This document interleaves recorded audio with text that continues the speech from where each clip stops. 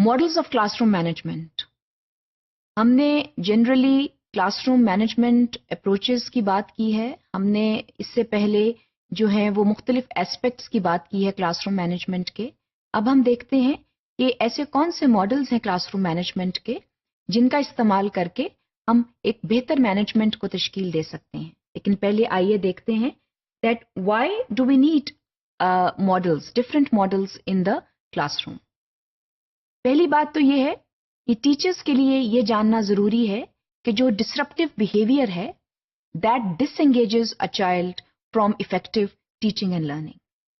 It is very important to understand that disruptive behaviors must not occur in the classroom, because if they occur in the classroom, they not only affect one single child who disrupts the behavior, but it affects the entire classroom ambience. ये जानना बहुत जरूरी है कि जो disruptive behaviors हैं वो सामने ना आए और उनको जिस हद तक हो सके हम कंट्रोल करें।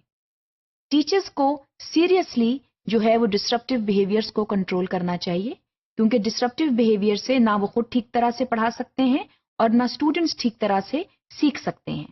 तो जो डिसरप्टिव बिहेवियर्स हैं उनको शुरू में ही पकड़ लेना बहुत जरूरी है और इसके साथ साथ there have to be proper consequences of certain disruptive behaviours.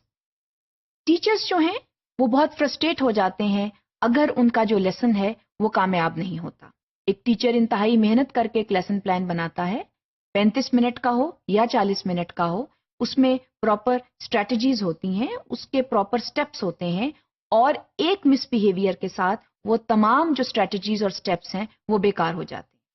तो the entire lesson can be wasted, बिल्कुल वेस्ट हो जाता है at the onset of a slight misbehaviour.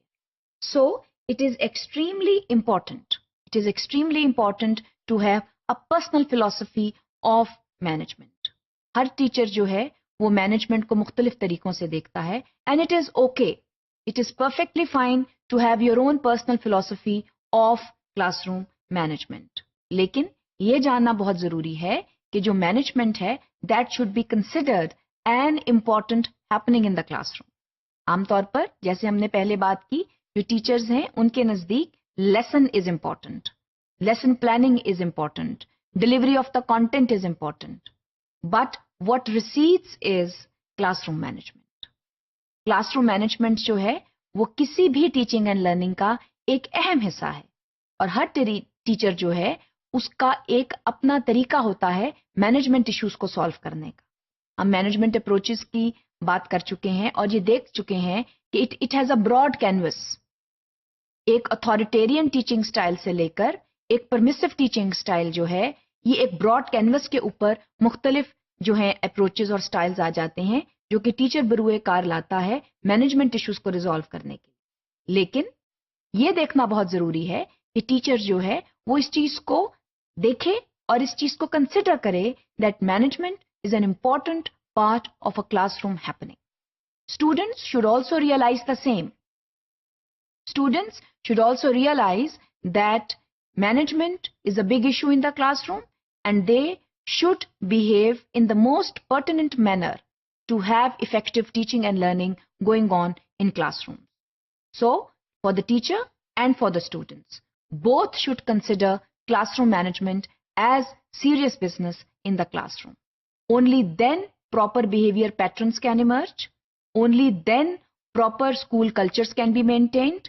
Only then the objectives of the curriculum can be safely maintained if students and teachers realize that classroom management is a huge issue and should be maintained in the classroom. Models of classroom management क्या हैं? हम इन models के ऊपर तफसीली बात करेंगे, लेकिन अभी यहाँ मैं आपको बताती चलूं कि कितनी टाइप्स ऑफ मॉडल्स हैं जिन पर हम बात करेंगे। सबसे पहले तो हम असर्टिव डिसिप्लिन के बारे में बात करेंगे। ये एक मॉडल है जिसके बारे में हम तफसीली बात करेंगे। दूसरा, logical consequences, this is another model of classroom management. इसके अलावा teacher effectiveness training, this is another model of classroom management. तो क्लासरूम मैनेजमेंट के हवाले से 3 बुनियादी मॉडल हैं जिनके ऊपर हम तफसीली बात करेंगे।